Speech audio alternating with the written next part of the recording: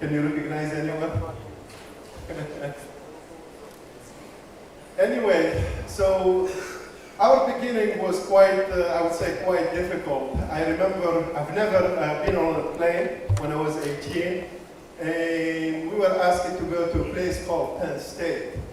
It took us close to 48 hours to go there. We had to fly to Switzerland, and from Switzerland we flew to New York. From New York we flew to Pittsburgh, and then from Pittsburgh we had to State College. It took us 48 hours. Luckily we had Dr. Munir was there waiting for us, and that's how our experience in the United States started out.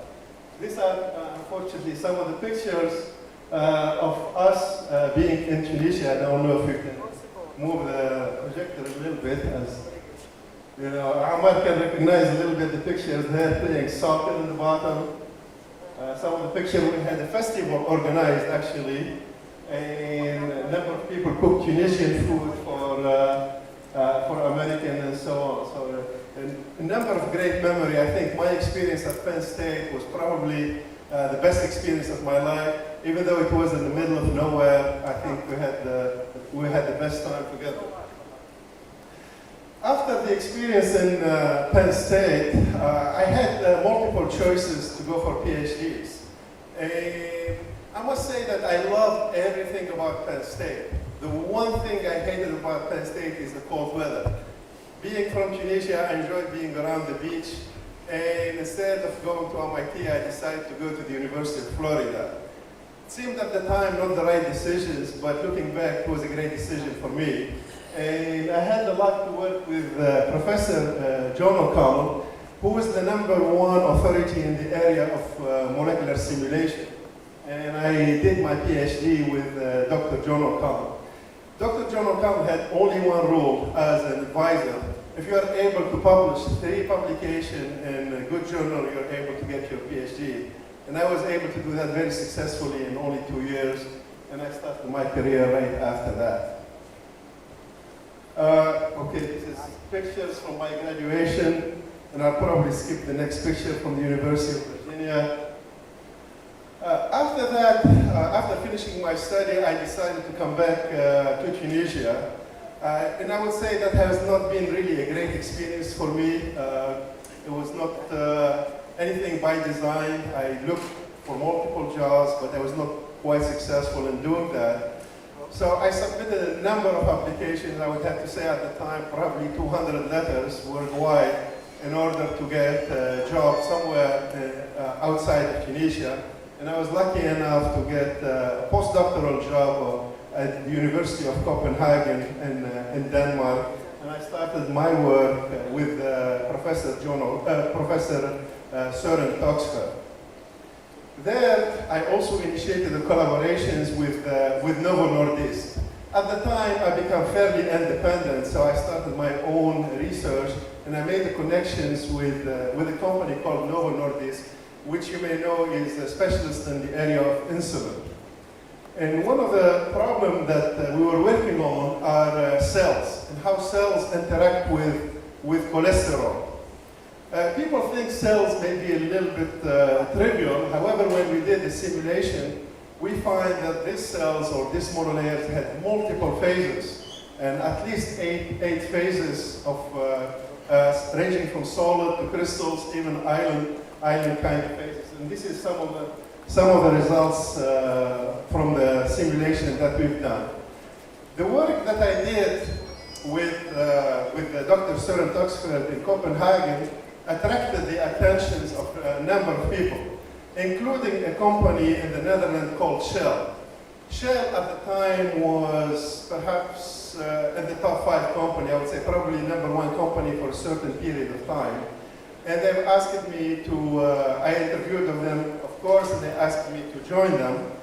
And the problem that they want to have is how can we develop new surfactants without spending a lot of money and time in developing the surfactant.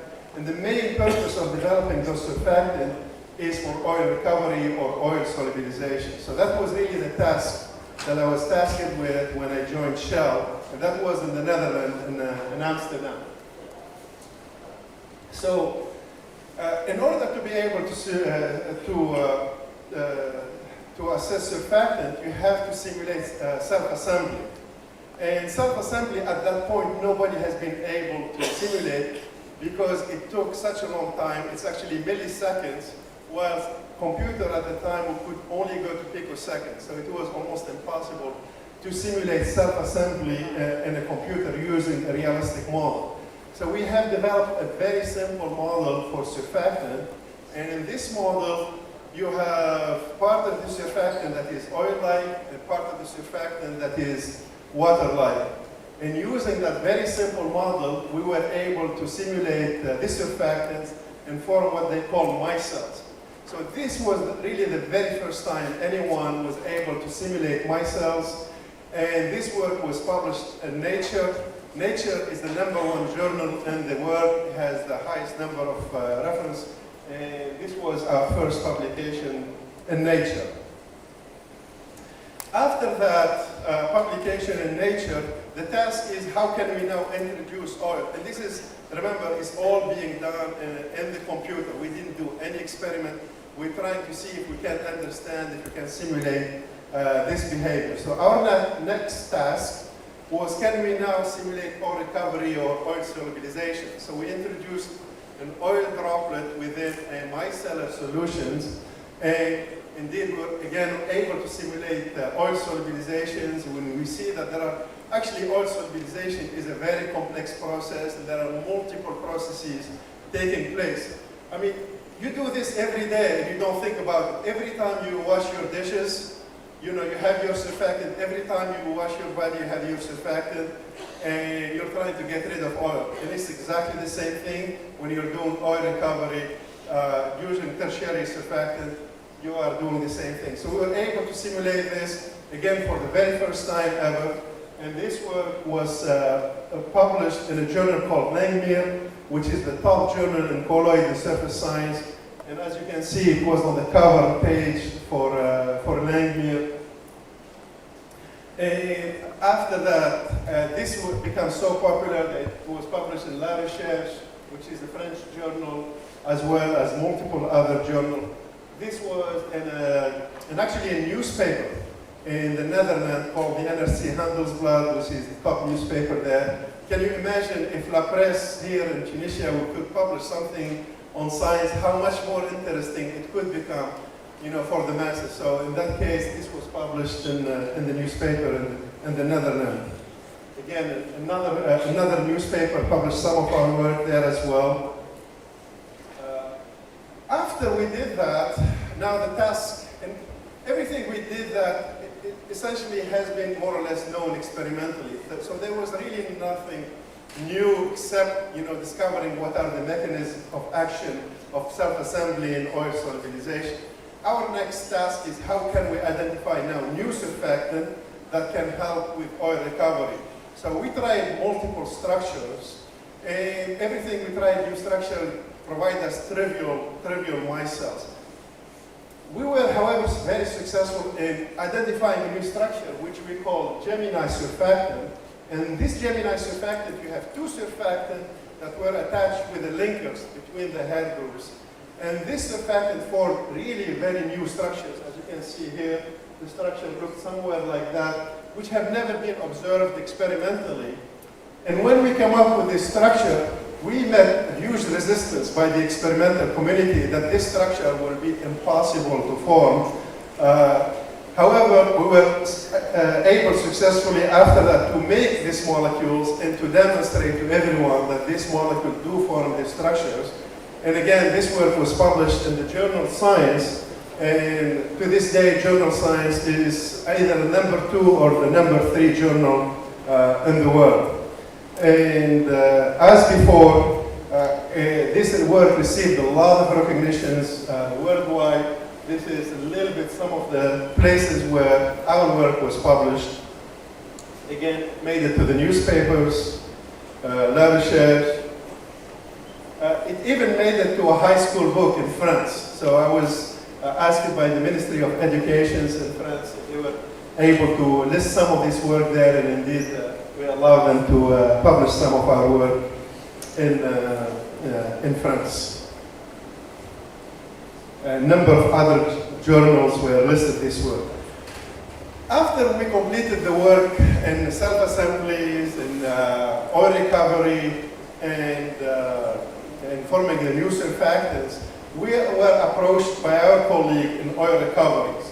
And our colleagues in oil recovery had huge problems. Sometimes when they were making holes to recover oils, these holes will collapse. And every time a hole will collapse, they would lose about $600 million. This was, remember, back in the 90s, so it's like a huge loss in cost. So they asked us, could we understand why in the presence of some clays, some of these holes collapse, while with other clays, you have no collapses. So in this case, we were able to simulate clays in the presence of water, and we showed that these clays, there is an enormous pressure that can be formed when you have water available, and that led to the collapse of this clay. So, especially in the presence of a sodium counterion. This work was published in Science, and this is the publications in Science which retracts the clays. It is a very, I would think, it's a very interesting work that demonstrates to everyone that even on the molecular level, things are happening that can have huge ramifications. For example, the collapse of a hole and enormous cost. So being able to understand things on the molecular level can help solve major problems. Again, made it to the newspaper in the Netherlands. Another work that we did is working on supercritical alkane. And this is actually a work that I did not do myself. It was a postdoc student that joined my group. At the time, we become very well known in the world as the #1 center for molecular simulation.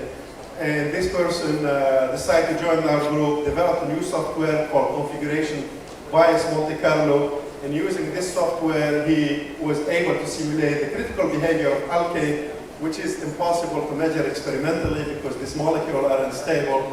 And again, this work was published in Nature. After completing this work, and this was, I think, probably in the 90s, Shell, in all their wisdom, says, Sami, maybe you should stop working on research and development and change gears and move to business planning. So they've asked me to go to London, and in London is to work in the area of business planning. Remember, I have no financial background whatsoever at the time. Yet the company recognized my skill in writing very complex software and solving very complex problems. And because of that, they felt maybe I could help in the area of business planning, which at the time really didn't require much simulations, but they wanted to bring that to the equation. So I joined Shell Center, and this was in London. And I must say that I loved everything about London, except working in London. I find out very quickly that working in business planning, even though technically it was very trivial to build this software and solve this problem, that was really not my calling to be in the financial world. So right away, I called back, after less than 2 years, I called the HR manager at Shell, and I said, I want to go back to research and development. So he said, what kind of jobs are you looking for? So I said to him, I'm looking for the job, the most difficult one that you can find, the most challenging one that you can find, that nobody else wants to have that job. So he says, okay, I think I have the right job for you. We have a problem with the new polymer that we're developing, that we've been working on for the last 10 years, and we have not really been successful in solving that problem. So I was really happy to join this new ventures and working on polymer engineering. Just to describe to you what the problem was, Shell was at the time trying to develop a new polymers for fuel tanks. Unfortunately, this polymers is not ductile at -40, so it breaks down at -40 degrees. And for them, it was very important to make sure that the polymers is ductile. So started out a small team back in R&D. And this is a little bit the chemistry that we used. It's called polyketone chemistry, carrier chemistry.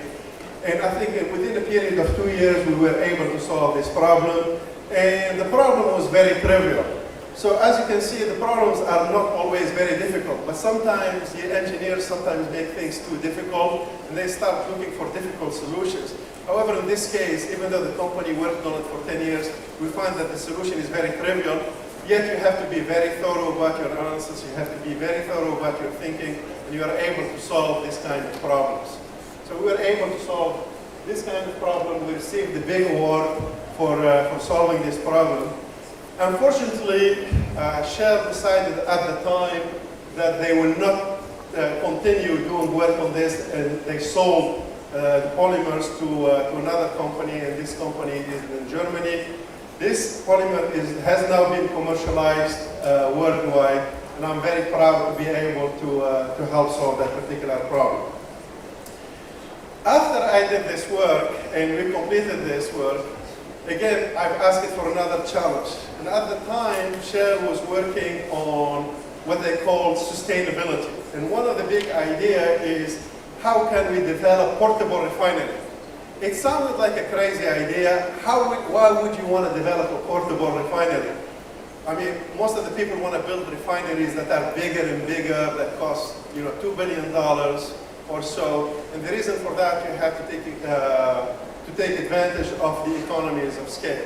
Yet at the time, Shell thought a portable refinery would work. I worked on this, I must say, less than a year. I was a little bit, never believed very strongly in the idea. Never believed in it. However, when I was looking a couple of weeks ago, I found out that somebody actually did build a refinery on the back of a truck. So this is some of the idea that we worked on in the 90s. After doing this work, this was, I think, about year 2000, I looked around and I was still looking for a challenge. And I decided at the time to make a big switch. And that big switch is from the petrochemical industry to the pharmaceutical industry. And that's when I joined Merck in the United States. And we worked on a number of molecules. And some of these molecules that I worked on that are currently drugs in the market or medication in the market, you may recognize. This is Isentress. It's a molecule that I worked on, which is for HIV, which is really helping save people's life, and is currently in the market. I've also worked on another drug. This drug is called Vytorin. It's for cholesterol lowering. It's also on the market. At the time, this was one of the biggest money makers. It made close to $10 billion for Merck. Another molecule that I worked on is Januvia. This molecule was developed for diabetes, and as you can see, in 2012, made close to $4 billion for Merck. Another one is Zolinza. Most recently, I have worked also on another drug, and this drug is called Horizon for restless leg syndromes. So again, I think to finish my presentation, I would leave you with the pictures of Alaska. I know I have given up a lot this year not to be in Alaska, but I'm very proud, I'm very happy to be with you. I'm very happy to help in any way I can, and I would like to thank you to be here, and I would like to thank the organizers for extending the invitation to me. So thank you very much, everyone.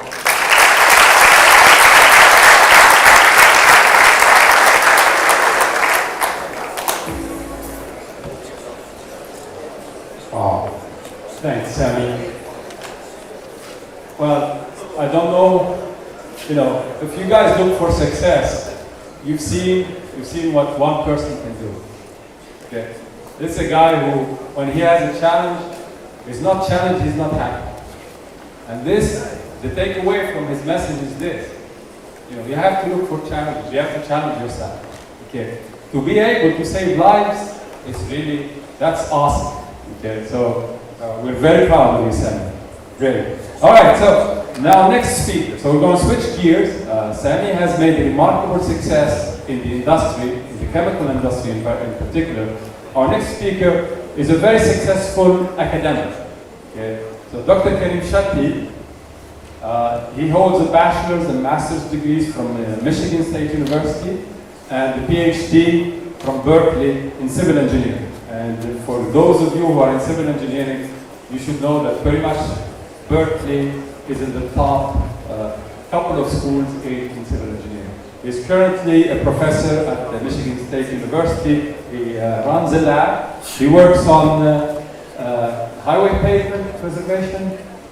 One of them, and that's a topic that could be very interesting for us in Tunisia with the state of the roads that we have. Okay, so with that, I hand it over to Karim.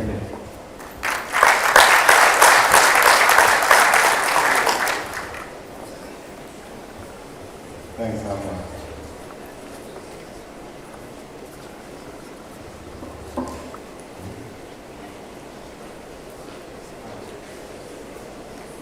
Thanks, Amna. I'm really happy to be here. When Amar asked me if I was interested in doing this, I didn't hesitate because I know whatever Amar is engaged in is serious, and I really have a lot of respect for this man. I've watched from a distance the NATEC days, and I think it's a great thing. So I congratulate you for thinking of being here and for making it here.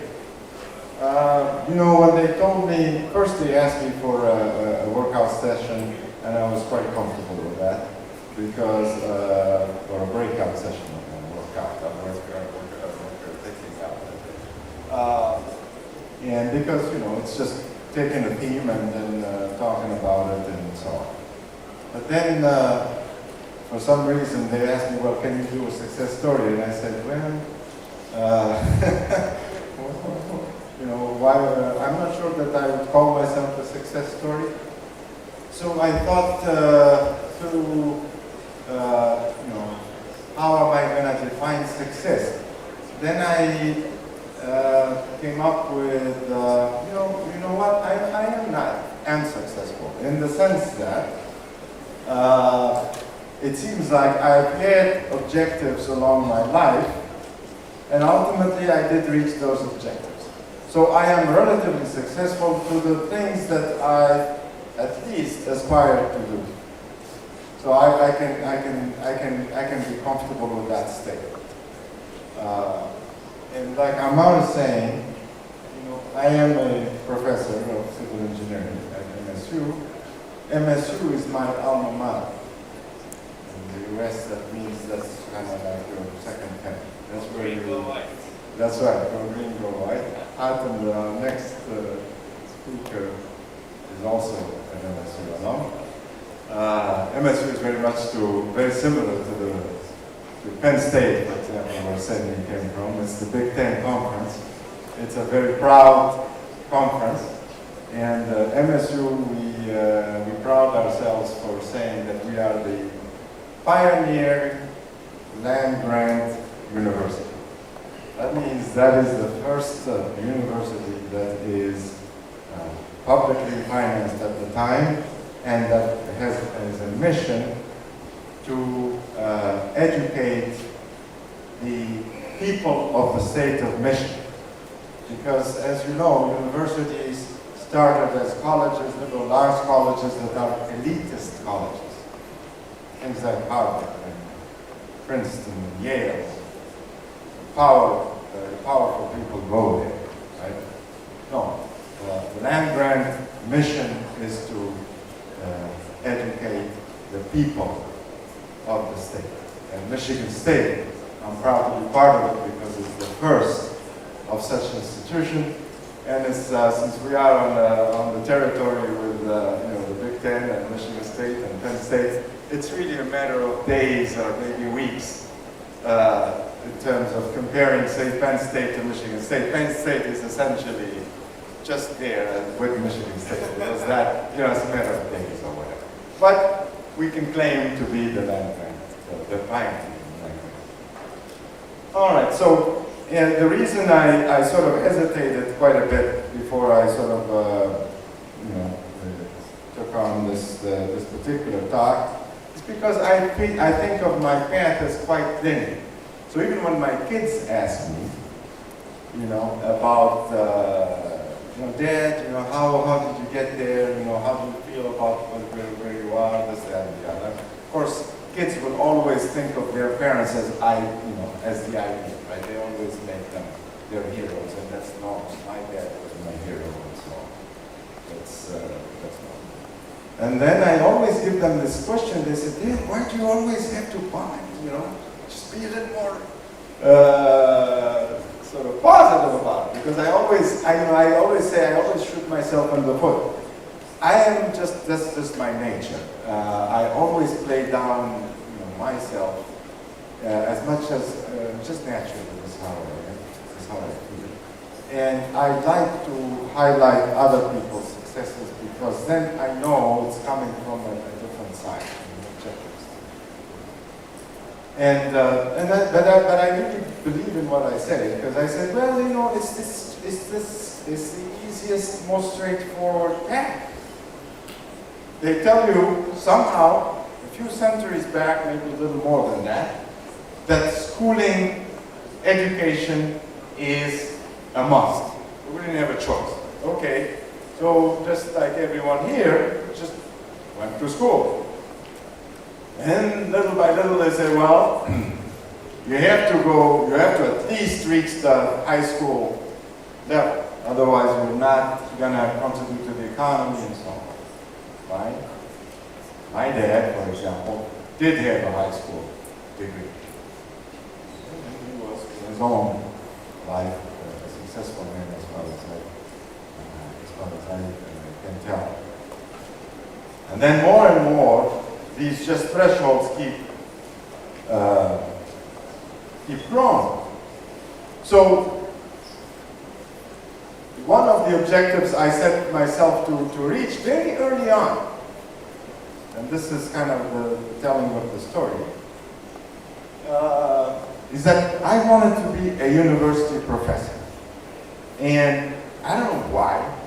And I imagined myself in a bow tie, teaching at ENIT, the National School of Engineering. That is the one, as far as growing up, and all of that. So it's just very, not really broken down, planned, strategic kind of thinking. I must do this, that, and the other. So, but it's just, I wanted to do that, and so I am successful in the sense that I did end up doing that. Let me just jump to the path. That way I just have the after. And I know that this, the skating is not, it's not necessarily filling the full page, but it's no big deal. So it's very linear, and I thought, well, how do I show that this thing is really linear? Well, the best thing is to just show it as a linear sequence, just like you see. And it is linear. So that goal I did reach. Why, I really can't tell. I do believe quite a bit into intuition. I am very intuitive. Different minds have different strengths. I think of myself as a very intuitive person. I don't like details. I like to think in general terms and in general approaches.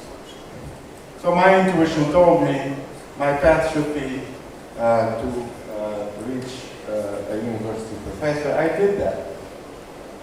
Another thought that came quite early in my life.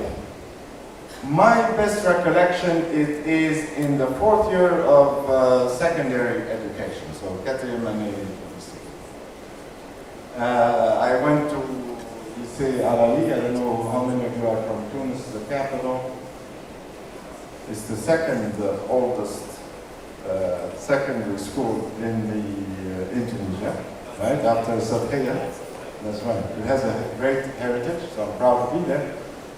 And I think my grandfather went to that, even though he's originally from the second, he went there as a student.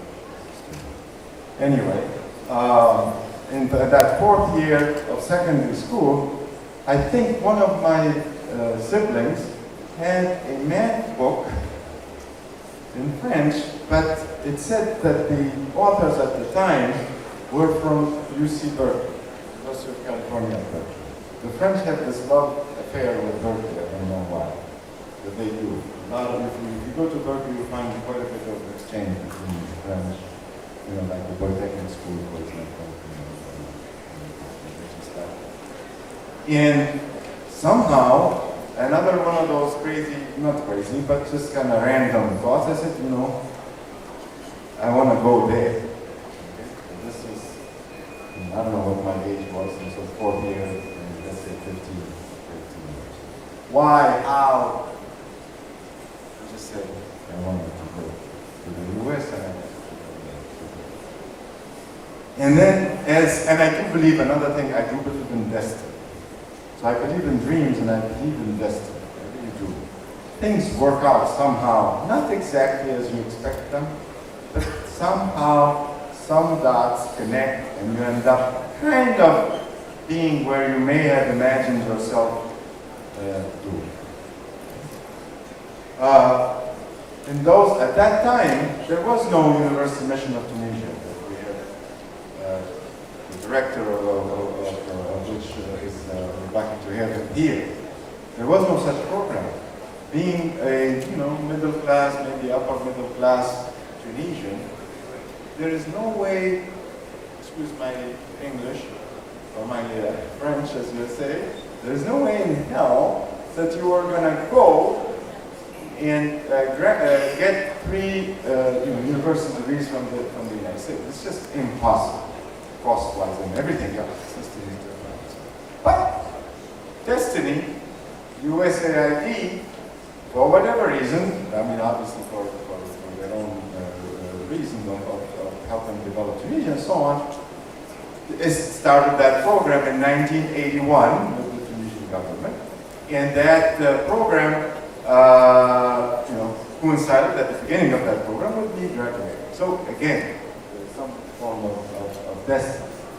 Now, I landed at Penn State, and just like Sami landed at Michigan State, and Sami landed at Penn State, they gave me a couple of choices to go. I searched them. In those days, there was no online. It was all main library and books and so on.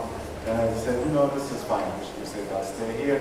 Knowing, even though I had still in my mind, Berkeley was not on that list, otherwise I would have picked it. Okay. Went on and just, I guess excelled in my academics, and was lucky enough to make it to Berkeley ultimately, and finished my PhD there, and then again another just fate.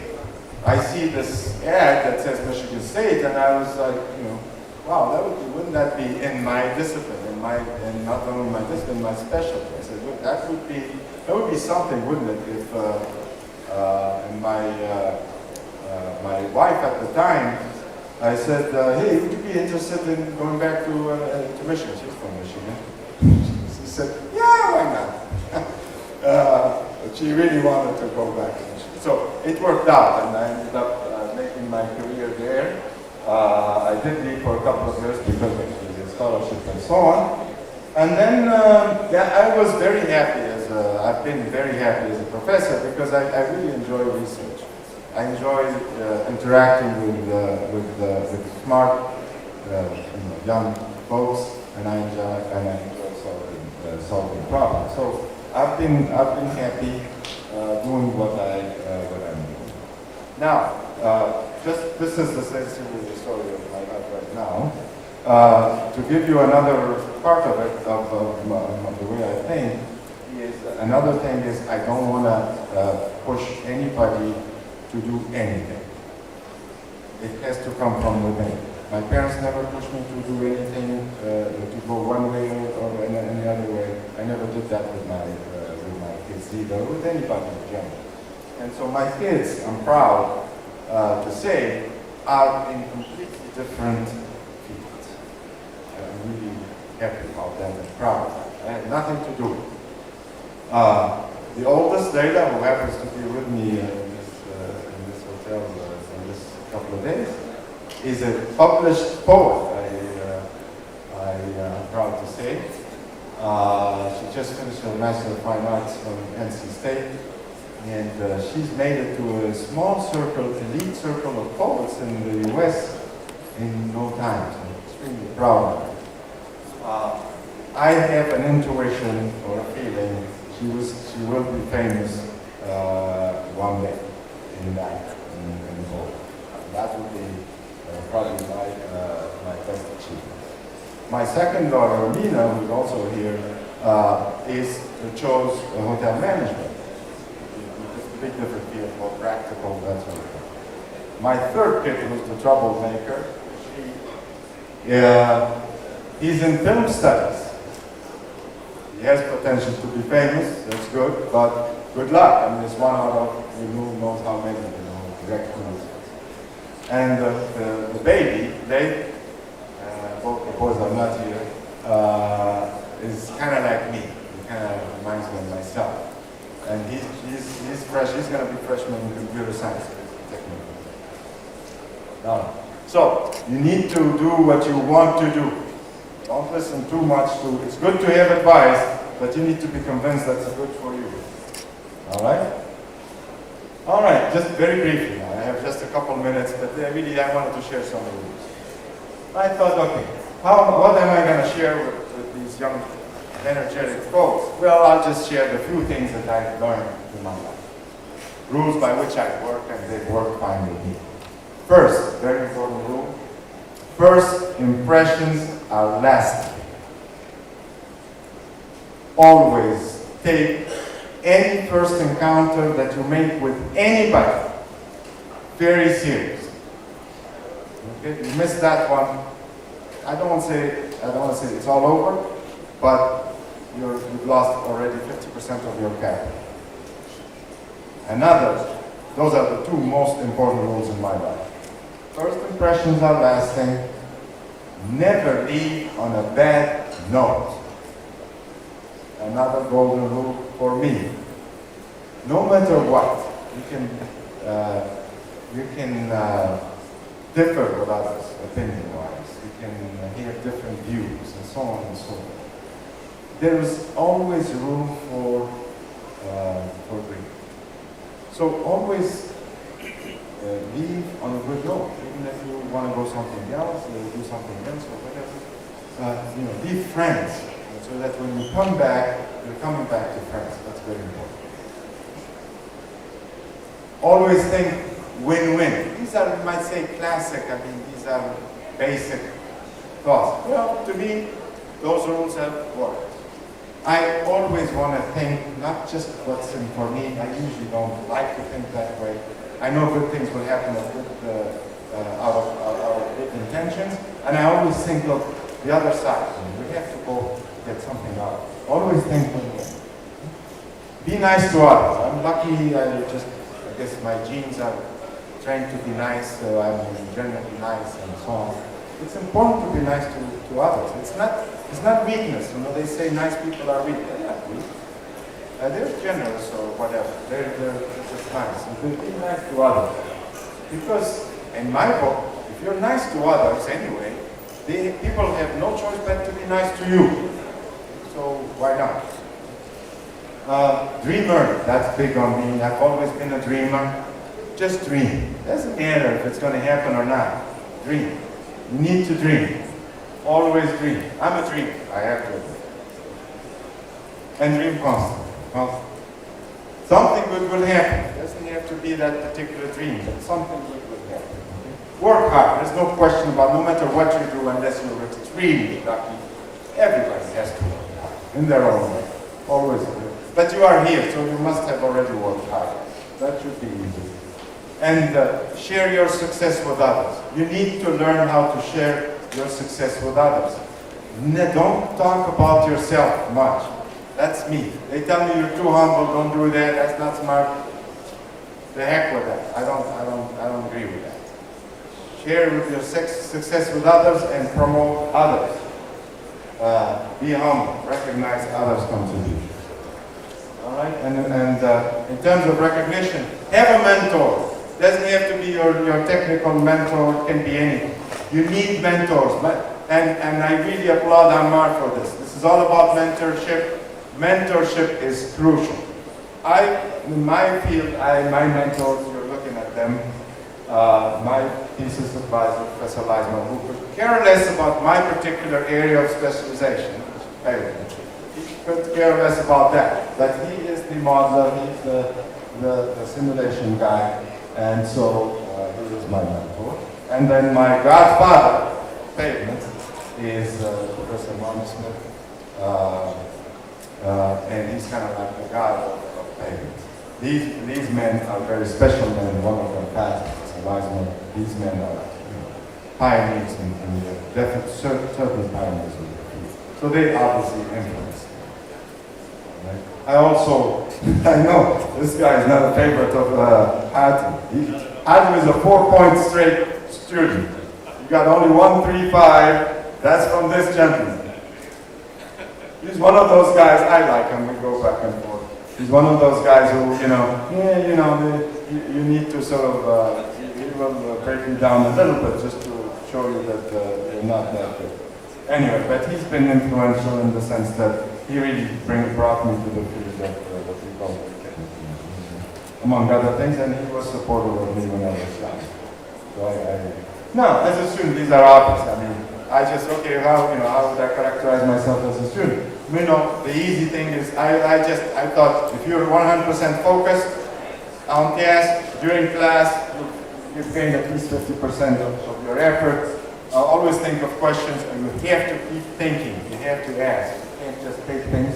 Learn through, obviously, practice. Never look at solutions. I hate looking at solutions, because once I look at one, then I cannot solve that problem on my own. I just can't, because you've seen it solved by somebody else. That's not good. And of course, teach and learn from others. The best way of learning is to teach, believe me, is to teach, because you're trying to explain it to someone. That's how you learn. As a researcher, not very similar rule, 100% focused on the problem you're solving. When I'm in charge of that particular question, I am thinking about that in the shower, before sleeping, after sleeping, while eating, while walking, anywhere you are, you're thinking of that problem. Things will happen. Okay? That's my #1 rule. You always have to be open, of course, to think outside the box. Definitely learn through others' work. Definitely. Because the world, that's how the world is. The knowledge is a chain, right? It's passed from one to another, to another, to another. Nobody's going to solve the world's problem on their own. They can claim that they did that. It's not true. So you have to learn from other people, certainly from other fields. Apply it to yours. You'll be an innovator just like that. That's an easy one. And keep it simple. Keep it simple. As an administrator,